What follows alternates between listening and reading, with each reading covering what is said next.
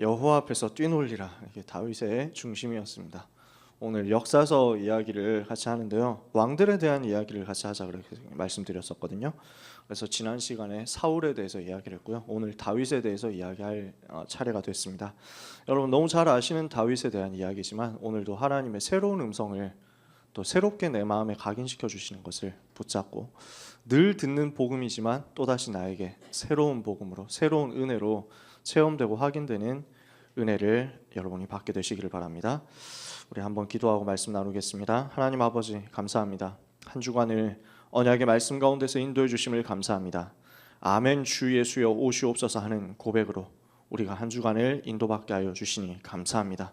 복음의 눈으로 요한계시록을 보게 하시고, 그 속에 숨겨져 있는, 그 속에 드러나 있는, 그 속에 풍성한 그리스도를 발견하고 누리고 선포하게 하시니 감사합니다.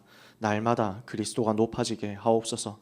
죽임 당하신 어린 양, 부활하신 주 예수 그리스도께서 만왕의 왕으로 만주의 주로 지금도 다스리시고 역사하시며 재림주로 오실 것을 믿고 사모합니다. 그 응답의 날이 올 때까지, 그 영광의 날이 올 때까지 전도자의 삶을 살아가게 하여 주옵소서.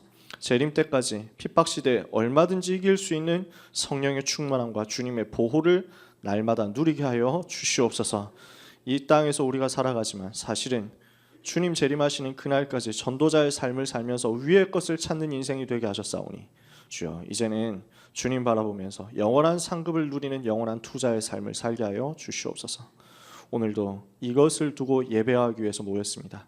이 땅의 것에, 없어져 버릴 육신의 것에 소망을 두지 않고 영원한 영적인 것에 소망을 두고 소원을 두며 주님 바라보는 모든 주의 백성들에게 약속하신 언약의 말씀으로 역사하여 주옵시며 충만하여 주옵소서.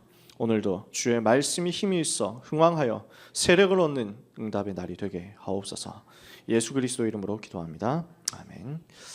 자, 다윗 왕입니다. 오늘 제목이요, 여러분 많이 또 이 제목도 들어봤을 겁니다. 하나님의 마음에 합한 사람입니다.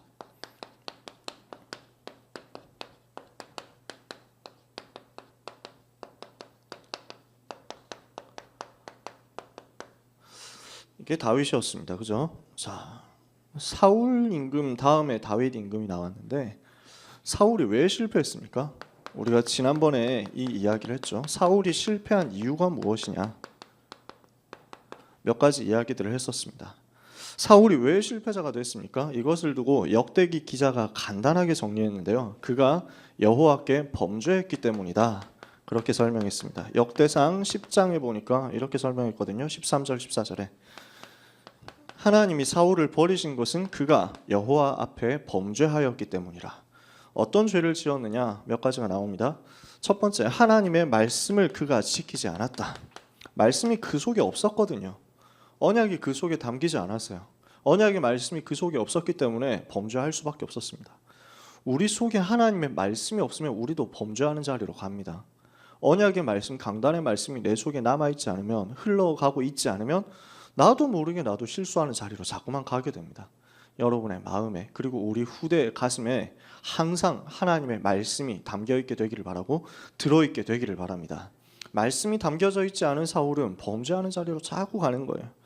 그러니까 미래가 말씀 속에, 하나님의 말씀 속에 전도운동의 미래가 다 들어있고 방향이 다 들어있는데 말씀이 없으니까 미래를 모르잖아요. 어떻게 될지 모르잖아요. 그러니까 영적인 문제에 시달리고 계속 불안하죠.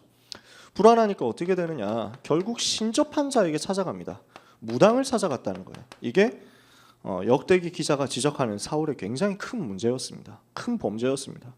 하나님을 바라보고 하나님께 질문하고 하나님의 음성을 들어야 되는데 하나님의 음성 대신 귀신이 하는 말을 들으러 갔다. 신접한 무당을 찾아갔다. 얼마나 부끄럽고 불쌍한 인생이 됐습니까? 그리고 귀신에게 물어보면서 하나님께 질문하지 않았다는 거예요. 하나님께 묻지 않았으므로, 이것을 성경 기자는 그의 사울의 범죄의 내용이라고 얘기했습니다. 말씀이 그 속에 담겨져 있지 않고 귀신을 찾아가면서 귀신의 말을 듣고 사단의 말을 듣고 하나님께 질문하지 않았다. 이러니까 그 인생이 마지막에 비참하게 실패하는 인생이 됐어요. 이렇게 되고 나니까 하나님은 사울 대신 다윗에게 나라를 넘기기로 작정하셨습니다.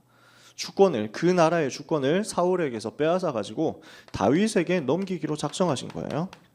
역대상 10장 15절에 하나님이 다윗을 사용하셨다 이렇게 되어 있습니다. 그러면 왜 하필 다윗입니까? 다윗을 사용하셨던 하나님의 이유가 뭐냐? 우리 입장에서 하나님의 입장에서 봤을 때는 하나님 마음이죠. 당연히 하나님의 절대 주권입니다. 내가 내 마음대로 했다라고 하면 우리는 할 말 없어요. 근데 우리가 굳이 인간의 입장에서 보자면 다윗이 어땠길래 하나님이 다윗을 사용하셨느냐 하는 것을 우리 수준에서 보자면요, 우리가 깨달아야 되는 이유가 있는데 다윗이 하나님의 마음에 합한 사람이었다는 것입니다. 사도행전 13장 22절에 바울이 다윗에 대해서 설명했던 구절입니다. 이새의 아들 다윗을 만나니 그가 내 마음에 합한 사람이라 그를 통해 내 뜻을 다 이루게 하리라. 오늘 우리가 하나님을 사랑하고 하나님의 마음에 합한 자로서 다윗처럼 하나님 앞에 서는 인생이 되어야 되겠습니다. 자, 그래서 여러분이 너무 잘 아시는 내용이기 때문에 설명 많이 하지 않고 넘어갈게요. 다윗이 무엇을 준비했습니까? 다윗의 준비입니다. 다윗 인생에서 무엇을 준비했기 때문에 하나님이 다윗을 사용하셨습니까? 첫 번째, 혼자 있는 시간을 누렸죠. 여러분이 혼자 있는 시간에 성공할 수 있다, 혼자 있는 시간에 기도를 가지고 복음 누리는데 성공할 수 있다, 그러면 틀림없이 후대가 그것들을 보고 깨닫게 될 것입니다. 아버지가 혼자 있을 때 조용히 기도하시더라, 이런 장면을 우리 아들, 딸들이 몰래 엿보게 됐다. 그러면 아들, 딸들이 어떤 생각이 들겠어요? 그죠? 우리는 혼자 있을 때 진짜가 나오잖아요. 아무도 없을 때, 혼자 있을 때, 그때 우리의 본 모습이 나오고 진심이 나오거든요. 그때 우리가 무엇을 즐거워하고 있느냐? 아무도 없고 혼자서, 아무도 터치하지 않고 아무도 방해하지 않고 간섭하지 않는다고 했을 때, 혼자 있을 때 내가 기도하는 것이 행복하다, 그러면 그 사람은 살게 될 거예요. 우리 랩런트들 어떻습니까? 우리 여기 랩런트들이 있는데 우리 주은이가 봤을 때 엄마가 혼자 있을 때 기도하시던가요? 대답은 듣지 않을게요. 근데 기도하실 거예요. 우리 고집사님 너무 성령 충만하기 때문에. 그런데 우리 자녀들이 부모님을 봤을 때 엄마 아빠 맨날 뭐 잔소리하고 훈련받으라고 기도하라고 해놓고 자기는 혼자 있을 때 기도 안 한다, 다 들키잖아요. 다윗이 응답받을 수 있었던 중요한 비결이 혼자 있는 시간이었습니다. 그때 뭐 했죠? 시편 78편 70절에서 72절을 한 거예요. 그죠? 마음의 성실함과 손의 공교함. 그죠? 마음의 성실함으로 기르고 손의 공교함으로 지도하였도다. 정교함으로 지도하였도다. 마음의 성실함이 무슨 성실함입니까? 하나님을 향해 있는 성실함입니다. 혼자 있는 시간에 하나님 바라보는 준비를 한 거예요. 하나님 바라보는 영성을 준비했어요. 그리고 혼자 있는 시간에 이 복음의 뿌리를 깊이 내리면서 동시에 준비했던 게 손의 정교함이었어요. 자기 기능의 전문성이었죠. 자, 그럼 어떤 전문성이었습니까? 다윗이 준비했던 전문성은 여러분이 아시다시피 목동으로서의 전문성이었습니다. 나중에 너는 왕이 될 것이다 라고 했는데 왕이 될 교육을 따로 받은 게 아니라 그냥 목동 생활 계속했습니다. 그게 왕 될 준비였잖아요. 여러분이 세계복음화를 해야 되고 우리 랩런트들이 세계복음화를 해야 되는데 어떻게 하면 됩니까? 내가 하고 있는 것 하고 있으면 됩니다. 그죠? 나에게 맡겨진 당연한 것, 그것 하고 있는 것이 세계복음화 가는 길이에요. 내가 특별히 왕이 되기 위해서 제왕학 교육을 받아야 되느냐? 그렇지 않습니다. 내가 세계복음화 하기 위해서 특별한 엘리트 교육을 받아야 되느냐? 그렇지 않습니다. 지금 내가 있는 그 자리에 하나님이 나를 보내셨습니다. 지금 내가 있는 학교가 세계복음화를 위해서 준비하고 있는 최고의 교육기관입니다. 그것을 믿고 나에게 맡겨진 것을 누리면 되죠. 여기에서 나오는 전문성이 다윗이 왕 될 때 완전 사용됐잖아요. 그죠?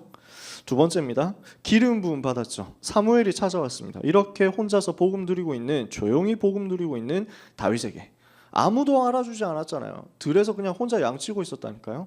형들이 신경도 안 썼어요. 부모님도 사실은 잘 모를 정도였어요. 혼자서 양을 치고 있는, 들에서 양 치고 있는 다윗, 아무도 안 알아준다고 생각했는데 하나님을 보고 계셨단 말이에요. 그래서 사무엘을 보내가지고 찾아오게 하시잖아요. 사무엘을 통해서 기름 부음을 받습니다. 너는 왕이 될 것이다. 언약을 전달받습니다. 그러면서 이 언약 속에서 뭘 전달받습니까? 한을 전달받습니다.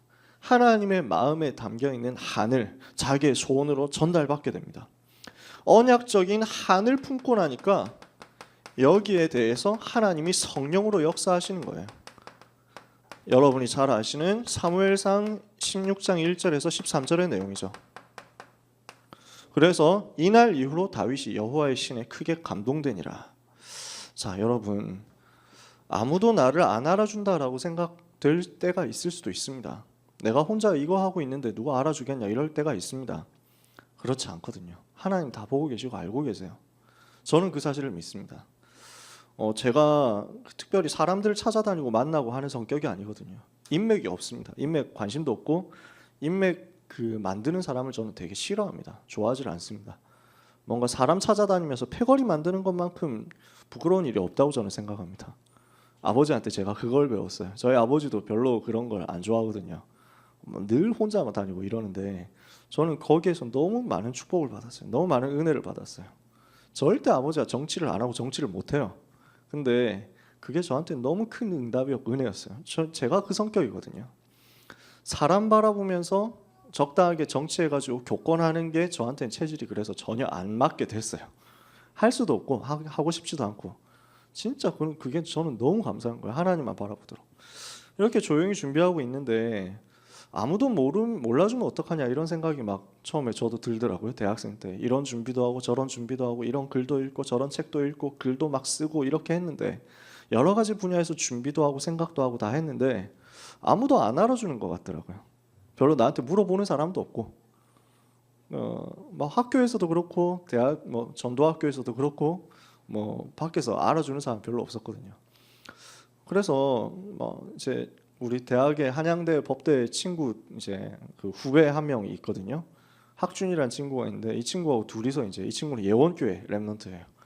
그래서 이 친구하고 둘이서 마음 맞아가지고 다락방하면서 캠프하러 다녔어요. 둘이서 한양대 이제 우리한테 맡겨진 지역이 있으니까 저기에 캠프하러 가자. 아무도 없는 곳에 가자 이렇게 해가지고 둘이서 일주일에 1시간을 내 가지고 체대 쪽에 이제 캠프를 하러 들어간 거예요. 체대 예체능 이쪽 하는 이제 뭐죠? 연극영화과 이쪽하고 체육대학하고 여기 들어가가지고 막 교수님 방에 문 두드리고 들어가서 막 들어가가지고 혹시 필요하지 않습니까? 이러면서 막 얘기하기도 하고 캠프했어요. 아무튼 이렇게 하면서 둘이서 얘기를 많이 하다 보니까 이 친구가 이제 막 이렇게 마음을 터놓고 이야기를 좀 하는데 깜짝 놀라는 거예요. 아니 형은 그런 생각까지 하고 있었냐고 이런 것들 그런 것들도 알고 있었냐고 막 이렇게 기분이 좀 좋죠. 이렇게 인정을 해주니까. 그러면서 막 얘기를 하는데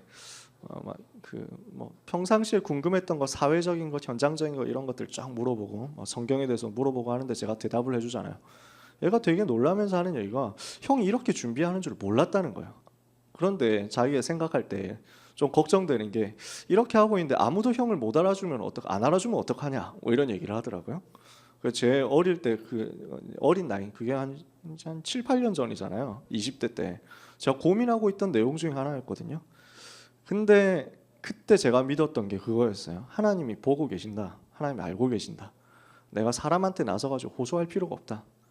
내가 돌아다니면서 이 사람 만나고 저 사람 만나가지고 나를 알아달라고 해줄 이유가 할 필요가 전혀 없다. 하나님 알고 계신다. 정말 근데 그렇게 되더라고요. 진짜 전도운동을 위해서 같이 가야 될 사람들은 제가 만나려고 안 했는데 만나지게 되더라고요. 지금까지 보니까 진짜 전도운동 해야 되겠다 생각했을 때 저런 분하고 같이 전도운동 했으면 좋겠다 이랬던 분들하고는 지금 다 연결이 되게 되더라고요. 조금씩 하나 둘씩 다. 진짜 그게 너무 감사해요. 제가 여러분한테 막 그런 얘기를 일일이 다 하는 것도 그렇고 구차하지만 저는 그게 저한테 굉장히 큰 응답이었거든요.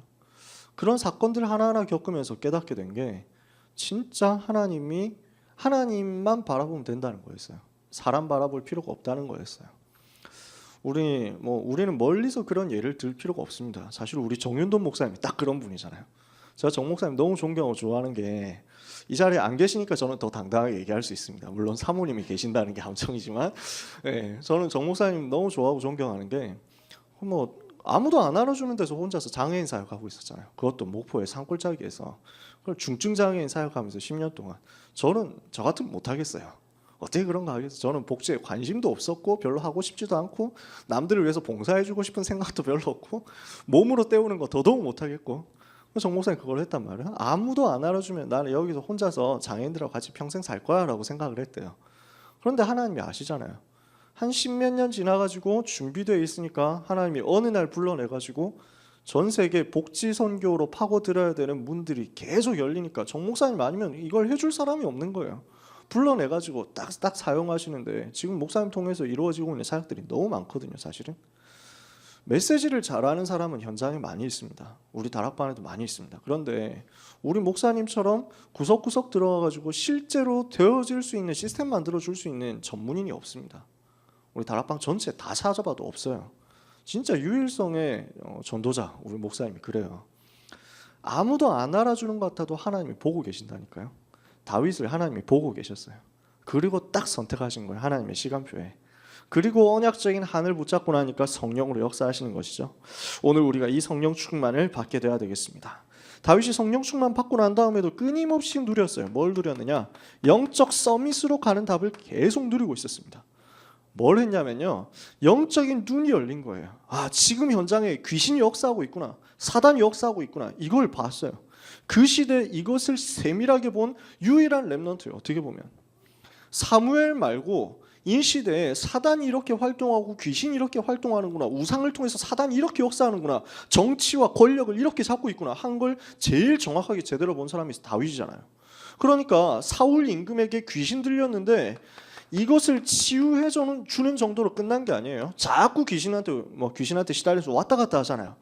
그것을 영적으로 제대로 해석하면서 다윗이 사울을 절대 미워하지 않잖아요. 그러니까 저 사람이 나를 싫어하고 나를 미워하는데 왜 저러냐 이렇게 보지를 않고, 저 사람이 지금 영적 문제 심각하게 시달리는구나, 귀신한테 시달리는구나, 복음 없어서 저렇구나, 바르게 해석을 해버린 거예요. 이러니까 나중에 문제 만났을 때도 다윗은 사울을 미워하지 않고 사울을 죽이겠다 이렇게 하지 않잖아요. 복수하겠다 이렇게 하지 않죠. 하나님께서 기름 부어서 세우신 사람이다. 하나님께서 일하실 것이다. 내가 지금 고난당하고 되게 시달리고 있지만 그 원수 갚는 것은 하나님께서 하실 것이고 나는 저분을 용서할 수밖에 없다. 다 알고 있는 거죠. 영적인 사실을 알기 때문입니다.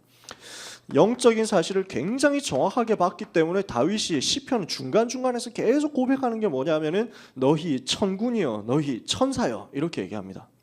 천사가 지금도 활동하고 있다는 사실에 대해서 제일 정확하게 알았습니다. 다윗이 영적인 눈이 굉장히 열려 있었어요. 영적인 서밋이죠. 자, 그러면서 하나님을 사랑하는 것을 준비했습니다. 그리고 하나님을 사랑하고 하나님의 이름을 영화롭게 하는 소원이 다윗의 마음속에 각인되어 있었어요. 이게 뭘로 나타났느냐 하면은 골리앗이라는 존재가 왔을 때 골리앗이 여호와의 이름을 모욕하니까 거기에 대한 분노로 나타난 거예요. 하나님의 이름을 욕되게 하고 하나님의 이름을 비방하고 내가 사랑하는 하나님의 이름을 비난하고 조롱한다. 이것을 두고 왜 아무도 나가지 않느냐, 여기에 대한 분노가 있었던 거예요. 자, 어떤 화를 내야 되느냐, 진짜 하나님이 원하시는 분노를 다윗이 가지고 있었습니다. 그게 사무엘상 17장이죠. 골리앗 앞에서 이게 다윗이 준비했던 내용이었습니다. 여러분, 우리가 하나님의 영광이 땅에 떨어지는 상황이 왔을 때 여호와 하나님의 이름이, 높으신 이름이 감히 불신자들한테 조롱당하는 상황이 왔을 때 우리가 이것을 두고 왜 잠잠해야 되겠습니까? 이것을 두고도 내 마음이 아무렇지도 않다면 우리는 병든 겁니다. 하나님의 이름이 영광을 받으셔야 되는데, 우리 하나님이 높임을 받으셔야 되는데, 그 하나님을 비방하고 하나님을 조롱하는 그 현장 앞에서 우리가 너무 아무렇지도 않고 마음이 편안하고 별로 걱정이 안 된다, 이러면 우리 마음속에 다윗의 마음이 없는 거예요. 여러분, 하나님의 영광이 땅에 떨어지는 상황에서 침묵하는 비겁한 사람 되면 안 되겠습니다. 골리앗이 나와가지고 소리를 지르고 고함을 지르는데 40일 동안 소리를 지르는데도 아무도 거기에 대해서 나서지 않았습니다.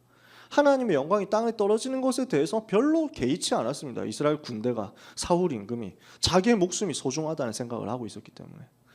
이때 다윗 혼자 이것을 본 거예요. 그렇다면 하나님은 다윗에게 역사하실 수밖에 없잖아요.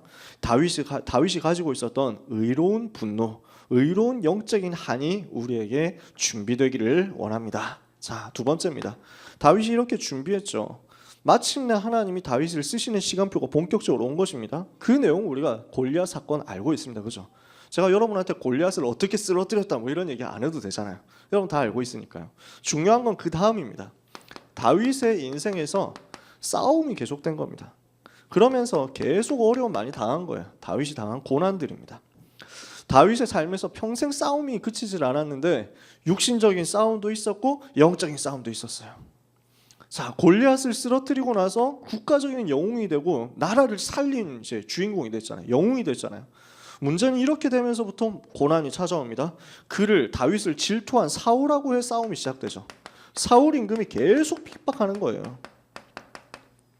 지난번에 사울 이야기하면서 얘기했지만 사울의 관심은 정치 권력을, 자기가 가지고 있는 권력을 어떻게 하면 유지하느냐 이거밖에 없었어요. 사울의 관심이 어떻게 하면 우리 왕가에서 왕이 떠나지 않도록 할 것이냐 이거였어요. 왕위가 우리 가문에서 떠나면 안 된다. 우리는 왕의 가문이다. 내가 왕의 가문이다. 이 생각 딱 하고 있었단 말이에요. 어떻게 보면은 자기 나름대로 합리적인 이유였을 수도 있습니다. 지금 나만큼 왕을 잘할 수 있는 사람은 없다. 그런 확신 가지고 있었을 수도 있습니다. 지금 우리가 왕의 가문이 흔들리고 왕 자리를 가지고 싸우게 되면 나라가 다 흔들리고 망하게 된다. 이런 생각을 했을 수도 있습니다. 자기 나름대로 합리적인 이유가 있었을 수도 있습니다. 그런데 결정적인 차이점은 뭐냐면은 사울은 그 왕자리를 유지하기 위해서 하나님을 이용하려고 했단 말이에요. 왕자리를 지키기 위해서 영적인 것도 이용하려고 했어요. 제사를 지내야 되는, 지금 전쟁터에 나가는데 제사를 지금 안 지내면 안 되는, 안 지내면 출동을 못 하는데 왜 사무엘이 안 오냐? 지금 안 나가면 싸울 수가 없다. 내가 제사 지내겠다. 이게 사울의 수준이고 생각이었거든요. 그러니까 머릿속에 정치적인 계산이 영적인 하나님을 사랑하는 마음보다 더 앞서가 있었어요. 이게 사울의 상태예요. 이런 사울의 입장에서 볼 때 다윗은 굉장한 라이벌이고 경쟁자입니다. 그죠? 다윗을 죽여야 되겠다. 이 생각밖에 지금 안 드는 거예요. 이런 마음속에 사단이 딱 들어가가지고 잡아버리니까, 권력에 대한 집착이라는 마음속에 사단이 딱 들어가 버리니까 이제는 사울이 걷잡을 수 없이 됩니다. 이렇게 해가지고 오기를 부리는 거예요. 지금 나라를 다스려야 되는 임금이 정치범 하나를 잡겠다고 군대를 이끌고 혼자서 계속 산을 쫓아다니고 있습니다. 그러는 가운데 나라 경영이 어떻게 되겠습니까? 정치가 어떻게 되고 경제가 어떻게 되겠습니까? 민생이 어떻게 되겠습니까? 근데 지금 옥에 완전 사로잡혀 있는 거예요. 귀신한테 사로잡혀 있습니다. 이렇게 해가지고 사울이 핍박하는데 어떻게 보면 이게 다윗의 인생에서 제일 힘든 시기였고 제일 위기 시간이었죠. 목숨이 왔다 갔다 하는 위기가 계속 되고 있었으니까요. 두 번째 싸움입니다. 사울이 핍박했고 사울이 이제 끝나고 자기가 왕이 되고 난 이후에도 싸움이 계속됩니다. 블레셋과의 싸움이죠. 그리고 주변 나라들 간의 싸움이죠. 여러 대적들이 있었습니다. 암몬, 에돔, 모압 주변에 많은 나라들이 있었습니다. 이거하고 계속 싸워야 돼요. 전쟁이 그치질 않았어요. 세 번째, 이거는 육신적인 싸움이었는데 자기 속에 있는 내적인 싸움도 있었습니다. 그죠?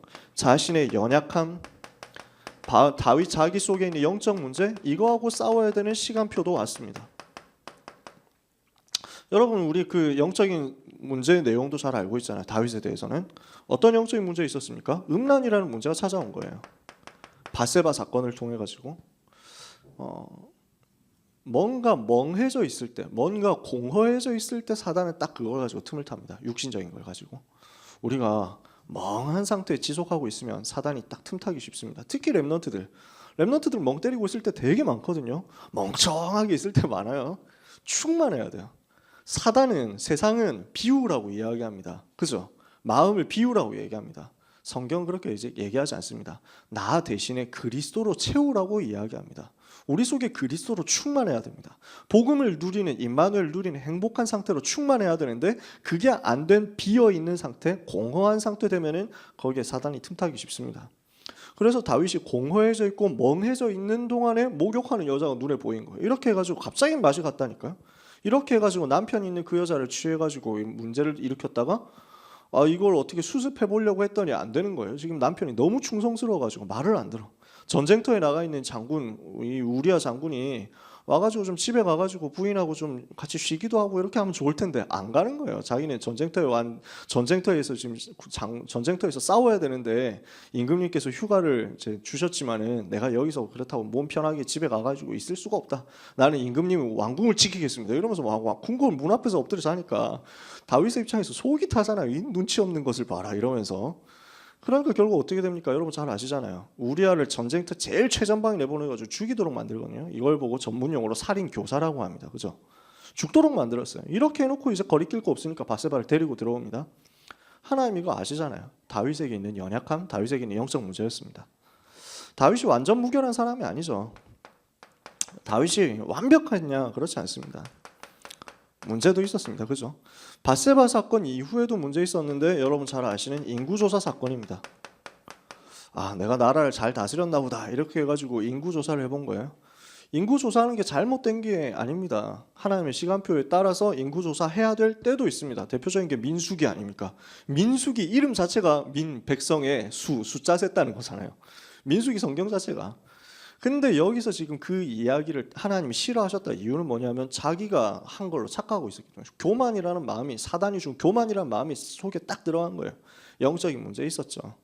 자, 이것 때문에 실수했고 이 실수 때문에 고난도 되게 많이 겪었습니다. 밧세바 사건 이후에는 어떤 고난이 있었습니까? 나단 선지자 와가지고 막 책망하잖아요. 대놓고. 그러니까 얼마나 쪽팔리는 일이에요. 임금이 당신 불륜 저질렀지 이러면서 막 한다고 생각해 보세요. 얼마나 부끄러운 일입니까, 그죠? 그러면서 자기 그렇게 해가지고 태어난 아들이 죽는 그런 고난도 겪었어요. 인구조사한 다음에는 문제가 왔는데 자기가 인구조사 다 해놓고 나니까 깨달은 거야. 내가 잘못했구나. 이렇게 하고 나니까 딱 선지자 와가지고 바로 얘기합니다. 잘못한 거 아시겠죠 이제? 이러니까 특별히 뭐라고 안 했는데 인구조사 다 끝나고 다윗이 잘못했네라고 스스로 이제 깨달은 거예요. 이러니까 그때 딱 와가지고 잘못하셨죠? 뭐 이러면서 선지자가 딱 이렇게 얘기합니다. 잘못했는데 3가지 중에 선택하세요. 뭐 이러면서 막 이렇게 3년 동안 뭐 계속 문제가 계속 이제 막 질병 와가지고 사람들 죽게 할 거냐, 7년 동안 계속 문제 오는 거 할 거냐, 아니면은 막 석 달 동안 적군에게 쫓겨다니는 거 택할 것이냐, 아니면 3일 동안 전염병 오는 걸 택할 것이냐, 셋 중에 하나 택하세요. 이래가지고 3일짜리 좀 해주십시오. 이래가지고 3일 동안 전염병 와가지고 막 백성들 죽고 이러잖아요. 되게 뭐 사실은 이런 문제들이 있고 막 이렇거든요. 자, 여러 가지 고난 당합니다. 그죠? 자, 4번째요. 또 고난 뭐 왔습니까? 인생 말년에는 아들이 반란을 일으켰어요. 그것도 제일 사랑하는 아들이었어요. 압살롬이 반란을 일으키고 이것 때문에 자기는 왕궁에서 쫓겨나가지고 도망가야 되고 뭐 이런 상황도 벌어졌습니다. 여러 가지 문제 있었어요. 그 반란이 진압됐는데 자기 아들은 죽어버렸잖아요. 그렇게 해가지고 반란 진압 과정에서 전쟁터에서 죽고 이렇게 되죠. 자, 이런 문제들을 많이 겪었고 이런 어려움들을 많이 겪었는데 그런데 다윗의 인생을 두고 우리는 뭐라고 평가할 수 있냐면 형통한 인생이었다라고 평가할 수 있습니다. 자, 여러분 보세요. 이게 형통입니까? 지난주 수요일 오전 예배 때 제가 아브라함 이야기하면서 또 얘기했었어요. 아브라함의 인생이 형통했다. 정말 형통했습니까? 나이 75세 될 때까지 아들이 없었습니다. 우상 숭배하는 땅에서 고생했습니다. 75세 때 언약 붙잡고 하나님의 명령을 붙잡고 와가지고 그 땅을 떠나서 생전 모르는 땅으로 가야 됐습니다. 가보니까 기근 왔습니다. 이렇게 해가지고 먹고 살려고 내려갔더니 마누라 뺏기게 생겼습니다. 하나님이 겨우 살려주가 돌아왔는데 계속 어려움 당합니다. 불신하고 왔다 갔다 하고 아들 주시겠다고 네 후손을 바다에 모래처럼 많게 하고 하늘의 별처럼 많게 하겠다고 했는데 그 약속을 주신 하나님께서 25년 지나도록 아들을 안 줍니다. 75세 때 약속 붙잡고 나왔는데 100살 될 때까지 아들이 없었잖아요. 여러분 형통입니까? 근데 형통했거든요. 하나님이 나와 함께 하시기 때문에. 그러니까 문제가 오고 고난이 오고 어려움이 오는 게 실패가 아닙니다. 뭐든지 하는 일마다 손대면 잘 되고 돈 벌고 대박 터지고 이게 축복이 아닙니다. 하나님이 나와 함께 하심으로 내가 복음을 누리는 영적 상태 속으로 들어갈 수 있고 복음을 점점 더 깊이 발견할 수 있고 복음 안에서 나를 새롭게 시작할 수 있다. 이게 형통이에요. 하나님이 주시는 은혜를 붙잡지 않으면 나는 살 수 없구나. 이것을 깨달아가는 과정이 형통이에요. 나한테 오직 복음이 필요하구나. 오직 복음이 충분하구나. 오직 복음이 완전하구나. 오직 복음이 모든 것이구나. 이것을 깨달아가는 과정 속에 있다면 그게 곧 형통입니다. 그죠? 그래서 요셉의 인생이 형통이었어요. 노예로 갔는데 형통, 감옥에 갔는데 형통. 왜냐하면 그와 함께 하시는 하나님이 변하지 않기 때문에, 그리고 그에게 주신 복음의 완전함이 변하지 않기 때문에 다윗이 이 복음 속으로 점점 더 깊이 들어가는 응답을 이 모든 고난 속에서 누린 것입니다. 고난의 내용이 뭐였고 어떻게 빠져나왔는지에 대해서는 우리가 많이 들었기 때문에 제가 따로 말씀 안 드립니다. 이 모든 고난 속에서 다윗이 점점 뭐가 된 것이냐, 복음 체질로 변화돼 가는 거예요. 원래 완전 복음이 아닌데 그런 사람 속에 있는 하나님을 사랑하는 그 마음의 씨앗을 보시는 하나님께서 다윗을 택해가지고 안 되는 부분을 고쳐가면서 안 되는 부분을 갱신시켜가면서 안 되는 부분을 문제 가운데 치유해가면서 바꿔버리는 거예요. 복음으로. 여러분 혹시 지금 잘 안 된다고 생각하십니까? 그렇잖아요. 하나님이 우리 마음속에 있는 하나님을 사랑하고 복음을 사랑하고 전도하고 싶어하고 세계복음화 속에 들어가고 싶어하는 그 작은 마음을 보시고 우리를 불러내가지고 이제 안 되고 있는 나머지 모든 부분을 공사시키고 다듬어가면서 갱신시키고 치유해가면서 결국에는 세계복음화를 서밋으로 만들어가는 과정인 줄 믿으시기 바랍니다. 그러니까 우리는 문제가 없어요. 아무 문제가 없어요. 어려움 당한다? 어려움 아니에요. 하나님이 주신 최고 축복의 과정입니다. 그죠? 그래서 우리의 연약함을 아시는 하나님께서 우리를 고치시고 갱신시켜 가면서 복음을 붙잡게 하시고 그리고 나의 훌륭함이 나타나는 게 아니라 복음의 완전함이 나타나도록 하신다는 사실에 대해서 우리는 감사하고 신뢰해야 되겠습니다. 그러니까 우리가 다윗을 볼 때 다윗을 칭찬하지 않잖아요. 다윗을 사용하신 하나님을 높이는 거예요. 다윗이 훌륭했다, 다윗이 대단했다 이렇게 얘기하는 게 아니에요. 별로 훌륭하지 않았던 다윗을 사용하셔가지고 세계를 살리는 일꾼으로 세우신 여호와 하나님이 위대하시구나. 우리를 통해서 우리 주변에 있는 사람들이 그렇게 고백하게 될 것입니다. 선하신 하나님의 계획이 오늘 찬송받으시는 밤이 되기를 원합니다. 그래서 욥이 고백하잖아요.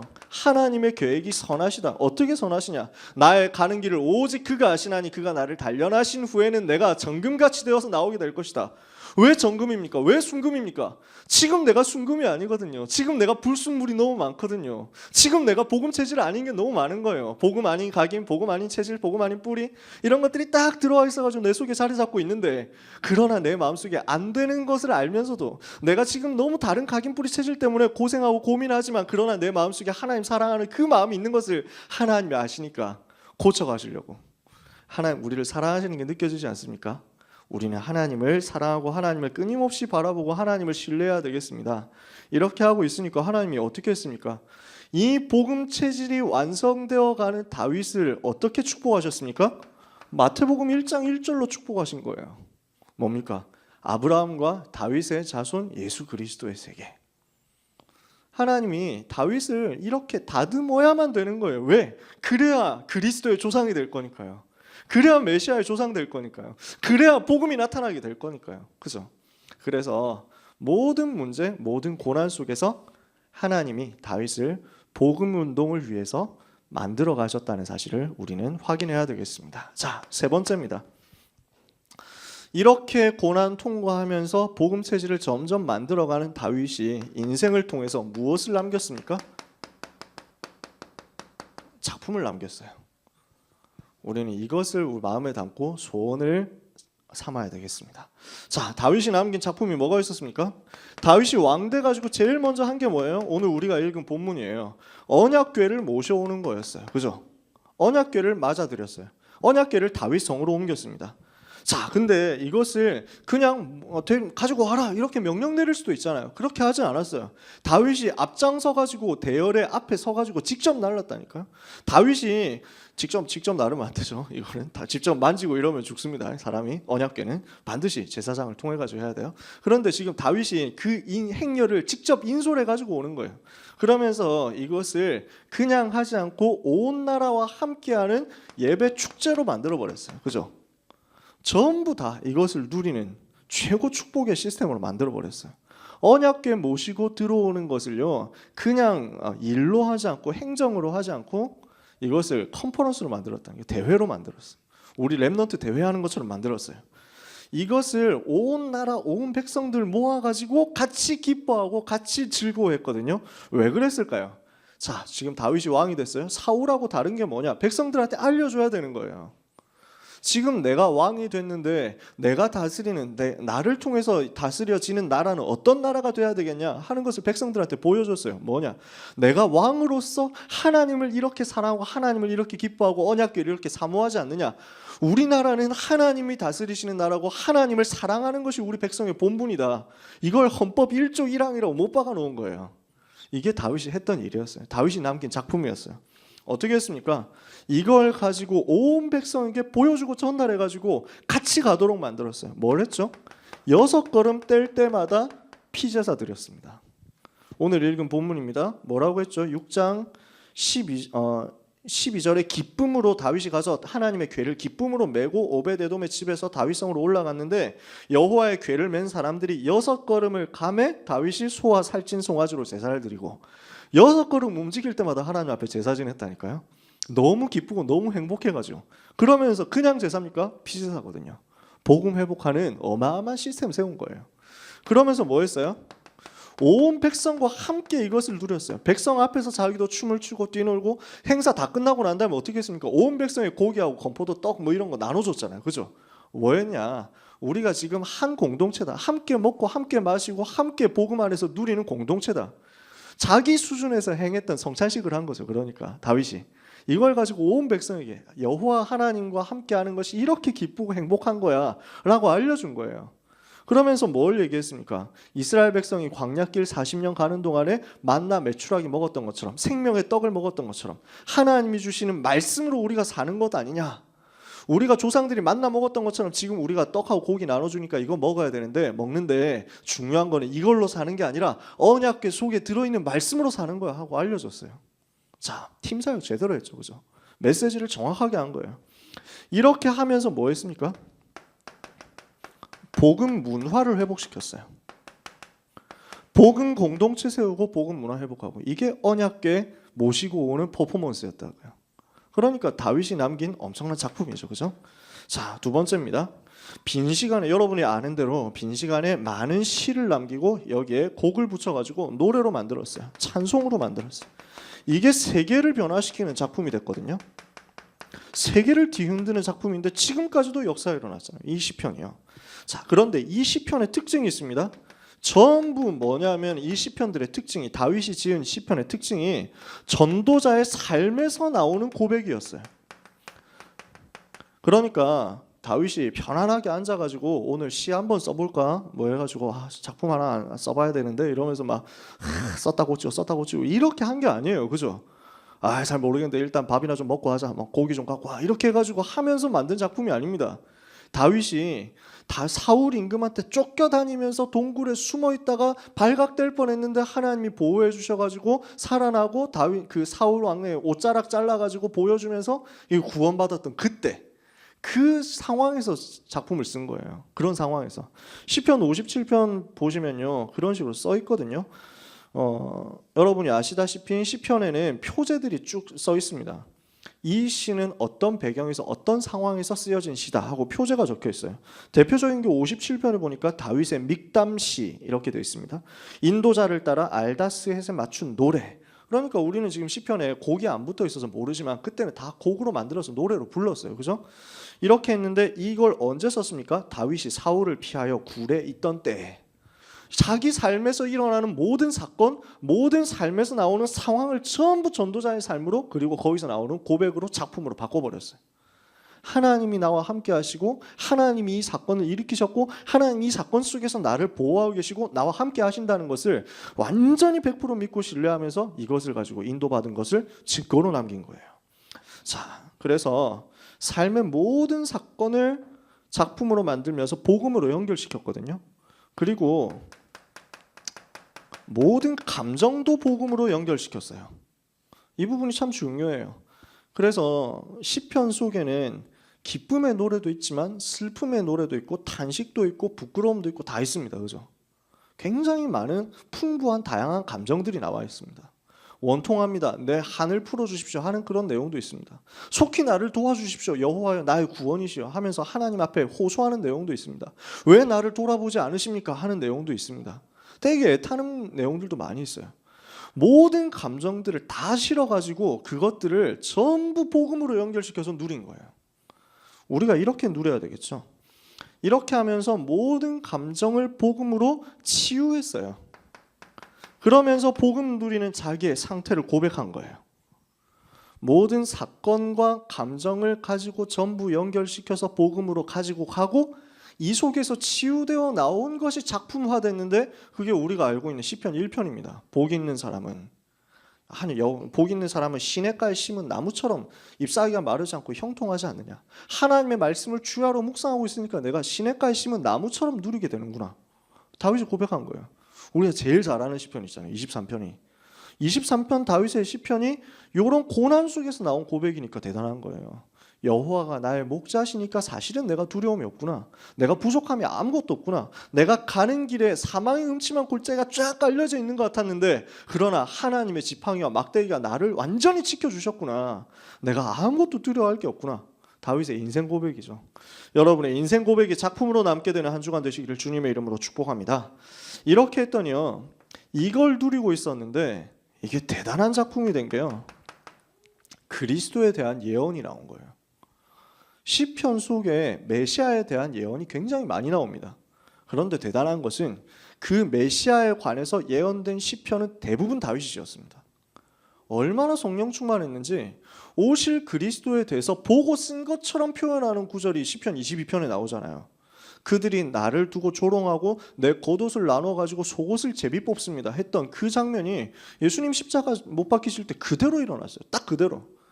어찌하여 나를 버리셨나이까 하는 그 고백, 나의 하나님 어찌하여 나를 버리셨나이까 하는 예수님이 하셨던 그 말씀을 다윗이 미리 얘기했던 거예요. 정말 성령 충만 받았죠. 오실 그리스도에 대해서 제일 정확하게 얘기했습니다. 시편 2편에 그 그리스도를 기름 부음 받은 자를 백성의 관원과 군왕들이 모여가지고 대적한다는 사실을 미리 보고 예언했습니다. 그러면서 그것이 다 꺾이게 될 것이라는 것을 또 예언했습니다. 그러면서 시편 16편에 그리스도께서 부활하실 것도 예언했습니다. 수많은 그리스도에 대한 예언들이 초대교회 사도들이 보고 충격받고 깨달은 거예요. 아, 우리가 그냥 성경인 줄 알고 봤는데 알고 보니까 전부 그리스도에 대한 예언이었고 이 그리스도에 대한 예언이 예수님을 통해서 성취됐구나. 이걸 이야기한 게 사도행전 2장이었습니다. 그죠? 사도행전 2장에서 베드로가 성령 충만 받아가지고 설교하는데 그 설교한 내용이 뭡니까? 너희가 십자가에 못 박아 죽인 예수를 하나님이 그리스도가 되게 하셨다. 증거가 뭐냐? 우리 조상 다윗의 입으로 고백된 그 시편의 내용이 이렇게 성취된 거 아니냐? 지금 성령 충만 받으니까 이 정도 작품이 나온 거예요. 그러면서 뭘 또 남겼느냐? 세계복음화에 대한 언약을 작품으로 남겼습니다. 시편 57편 내용 비롯해가지고 많은 구절이 이렇게 써 있습니다.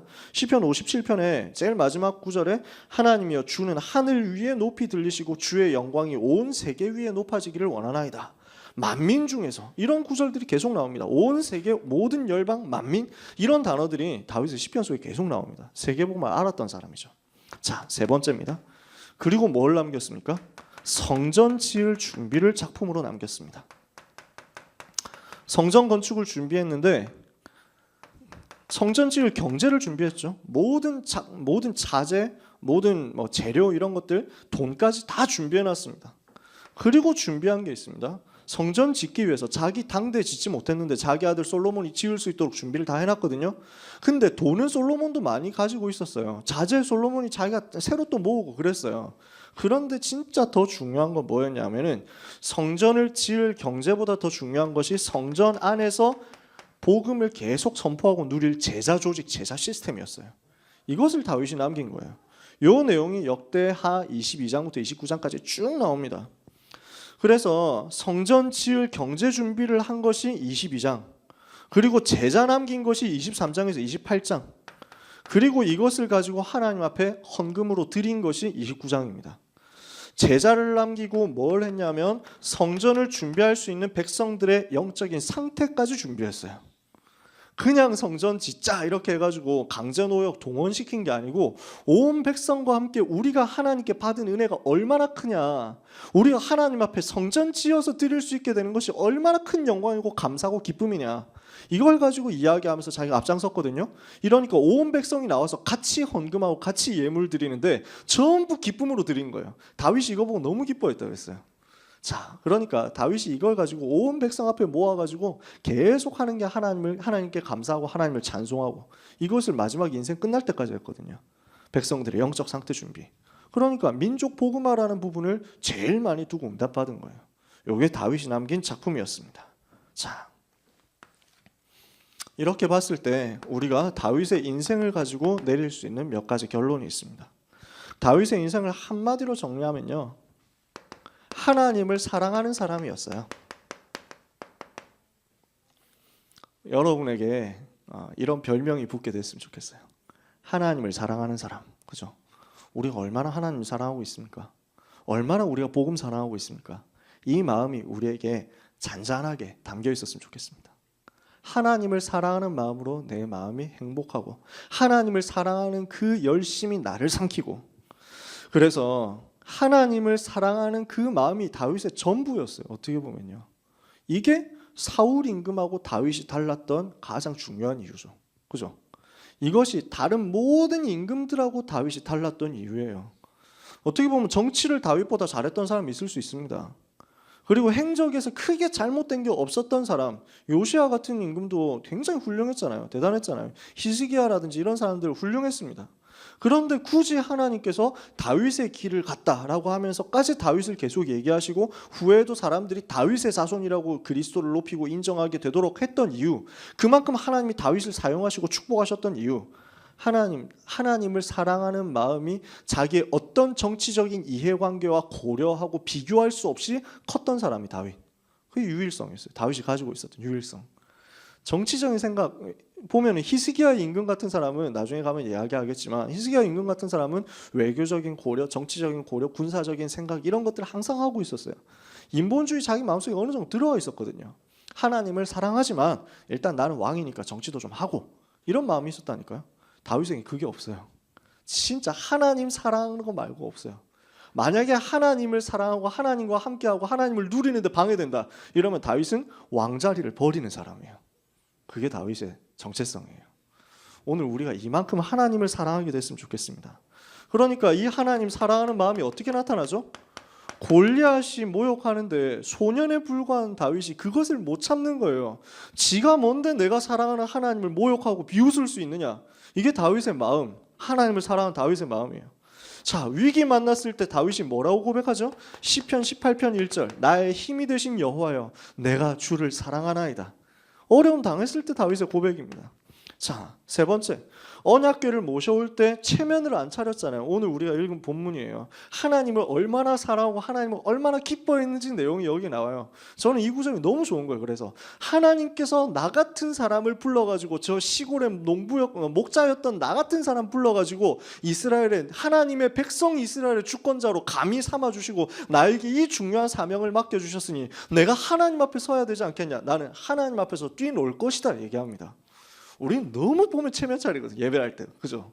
예배할 때 우리는 너무 경건해가지고 거룩해가지고 박수 치자 해도 너무 막 훌륭하고 멋있게 치려고, 교양 있게 치려고 하는 것 같아요. 우리가 하나님 앞에 진짜 찬양하고 하나님 앞에 예배하고 하나님 앞에 어린아이처럼 낮아지고요, 이 마음이 있으면 하나님 다윗처럼 축복하실 거예요. 하나님을 사랑하는 마음이요. 그래서 언약궤를 모셔올 때 다윗이 가졌던 예배자의 마음과 중심, 우리가 회복하게 됐으면 좋겠습니다. 나는 하나님 앞에서 다윗이 춤을 췄던 것처럼 나는 춤을 출 것이다, 이거요. 그래서 우리가 뭐 그렇다고 해가지고 막 주일 낮 예배 시간에 춤추라고 하진 않잖아요. 여러분 보고 뭐 예배 전에 찬양한다, 금요 심야 예배 때 찬양한다 이럴 때 여러분 보고 나와가지고 춤추고 뛰라고 이렇게는 안 합니다, 그죠? 박수 치라고 할 때 정도, 박수, 그죠? 우리 같이 크게 부르자 하면 크게 부르는 정도, 예배 시간에 좀 앞에 앉읍시다 하면 앞에 앉는 정도, 그 정도만이라도 우리가 실천할 수 있잖아요. 어려운 거 아니거든요. 이것을 가지고 우리가 하나님 사랑하는 마음을 예배 시간에 실천하고 누려야 되겠습니다. 진짜 다윗 같은 예배자로 우리가 응답받아야 되겠습니다. 네 번째, 범죄했을 때 다윗이 어떻게 했죠? 시편 51편의 고백인데요, 다윗이 제일 두려워했던 게 뭐였냐면 자기가 쪽팔린다, 자기가 위기 만난다, 자기 왕자리 없어진다, 이걸 고민했던 게 아니에요. 내가 이 범죄 때문에 하나님으로부터 끊어지면 어떡하냐, 이게 제일 다윗의 슬픔이고 제일 다윗의 부끄러움이고 제일 다윗의 고민이고, 그러니까 나를 주님에게서 멀리하지 말아 주십시오, 이게 다윗의 진짜 눈물로 옷깃을 적시면서 침상을 다 적시면서 했던 그 기도고 내용이었어요. 이만큼 하나님을 사랑했습니다, 그죠? 그래서 주의 성령을 내게서 거두지 마옵소서, 이 다윗의 고백이 하나님을 사랑하는 지극한 고백이에요. 마지막 다섯 번째입니다. 반란이 일어났잖아요. 압살롬이 반란 일으켰어요. 이렇게 했을 때 다윗이 뭘 선택했냐? 자기는 왕의 자리 중요하지 않다는 거예요. 도망갔어요. 피했다니까요. 맞서 싸우지 않고, 아들에게 맞서 싸우지 않고 피했어요. 혹시 하나님의 계획이 여기 있을 수도 있다. 하나님이 혹시 나를 다 왕에서 왕하지 말라고 하셨을 수도 있다. 시므이라는 인간이, 시골 노인이 다윗을 욕했습니다. 비난했습니다. 저주했습니다. 조롱했습니다. 그런데 다윗이 그걸 보고 혹시 저게 하나님의 음성이 있을 수도 있다, 이렇게 봤어요. 자, 자기에게 가장 중요한 것이 무엇인지를 알았습니다.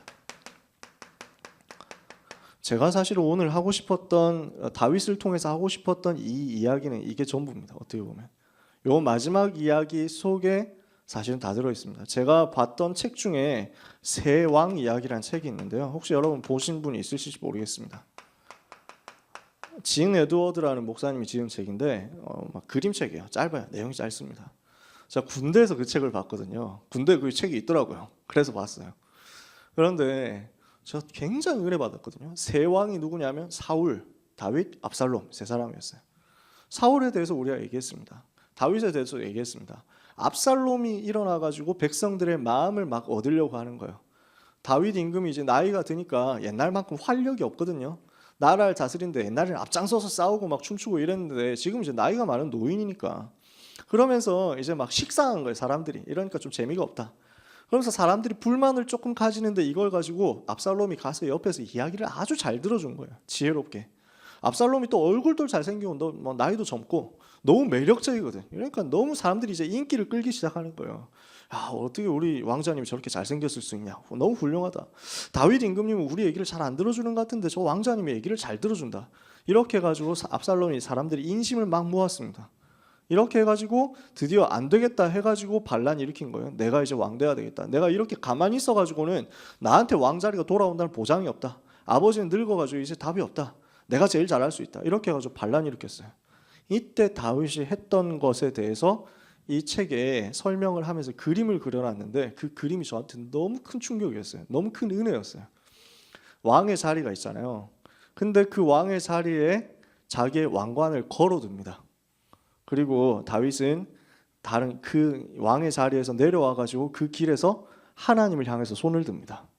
이 그림이 저는 너무 마음에 와닿는 거예요. 다윗의 마음에 자기의 왕관이 중요하지 않고 자기의 왕의 자리도 중요하지 않고 자기가 입고 있었던 왕의 옷도 중요하지 않고 그거 다 걸어놓고 나는 하나님을 만난다. 나는 하나님께로 간다. 나는 이런 거 다 없어도 괜찮아. 나는 여호와 하나님이 계시니까 나는 행복해. 다윗의 마음이요. 여러분의 마음에 어느 정도 울림이 있는지 모르겠습니다. 아마 그 울림 여러분 다 갖고 있을 겁니다. 그 사랑하는 마음 다 있을 겁니다. 이 사랑하는 마음이 우리에게 깊이 누려지고 체험되는 우리의 평생이 되고 우리의 후대들에게 전달되는 우리의 인생이 되었으면 좋겠습니다. 여러분, 하나님의 마음에 합한 사람이 누구냐? 다윗이 이걸 우리에게 보여줬어요. 그죠? 그래서 하나님이 누구를 찾고 계시느냐? 훌륭한 사람을 찾고 계시는 것이 아니라 하나님을 사랑하는 사람을 찾으신다는 것. 마음에 담고 여러분의 인생이 하나님을 사랑하는 자의 대표적인 인생으로 쓰임받게 되시기를 주님의 이름으로 축복합니다. 기도하겠습니다. 하나님 감사합니다. 우리의 인생이 다윗처럼 하나님을 사랑하는 자의 인생이 되게 해주시고 하나님의 마음에 합한 자의 인생이 되게 해주시며 하나님의 소원을 향하여 뜨거운 마음으로 끊임없이 사모하며 평생을 지치지 않고 달려가는 증인의 인생, 전도자의 인생 되게 하여 주시옵소서. 이 자리에 있는 모든 주의 백성들의 인생과 걸음을 다윗이 임금으로서 누렸던 것처럼 형통하게 하시며 축복되게 하여 주옵소서. 예수 그리스도의 이름으로 기도합니다. 아멘.